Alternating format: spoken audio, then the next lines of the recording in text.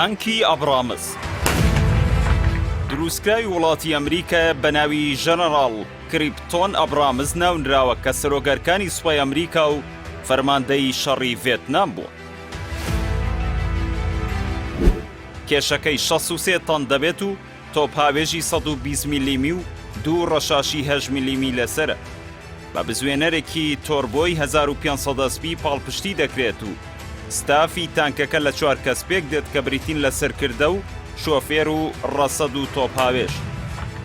درێژی دەبابەکە 10 مەترە و خێراییەکەی 48 کیلۆمەترە لە کاتژمێرێکدا.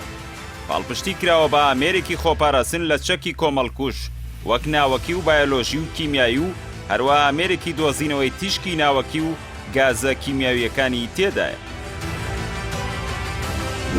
ئەم تانکە پاڵپشتکراوە بە سیستمی خۆونکردنی لە کاتی جوڵان و سیستەمی بەکارهێنانەوەی دووکەڵی تێدا دانراوە کە وزەی لێ دروست دەکاتەوە، واتە لە کاتی جوڵان دووکەڵ دەرنادات.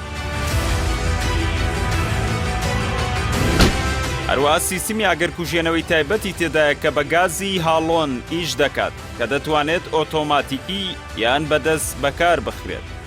ئەم جۆرە تانکە دروستکراوە بۆ شەڕی زرێپۆشەکان بە تایبەتی جۆرە سیفەتێکی تێدایە کە بریتیە لە پارێزەر، درعێکی قورس و ئامێرێکی تۆرباینی خازیەیە کە پشت دەبەستێت بە گەنجینێکی هەڵگرتنی تەقەمەنی جیا لە ژووری ستافی سەرپەرشتیکردن بۆ پارێزگاریکردن لە ستافەکە. ئەم جۆرە تانکە 3 جۆری هەیە: M1، M1A1 و M1A2. ئێستاش سەرقاڵی دروستکردنی M1A3. ئەو سوپایانەی کام جۆرە تانکە بەکاردێنن بریتین لە ویلایەتە یەکگرتووەکانی ئەمریکا و هێزی وشکانی مەغریب و سوپای سعودیە و سوپای کۆیت و هێزی پیادەی عێراقی و میسر و سوپای ئوسترالیا. لەو جەنگانەی کام جۆرە تانکە بەشداری کردووە بریتین لە شەڕی کەنداوی دووەم و ئەفغانستان و ڕووخانی ڕژێمی بەعس و دەستخستنە کاروباری یەمەن و هەروەها بڕیار بوو ئەم جۆرە تانکە لەو هاوکارێ سەربازیانەی ئەمریکا و ناتۆ بێت بۆ ئۆکرانیا کە زۆرینەی چاودێران پێیان وایە جیاوازێکی گەورە دروست دەکات لە شەڕی نێوان ئۆکرانیا و رووسیا لە بەرژەوەندی ئۆکرانیەکان.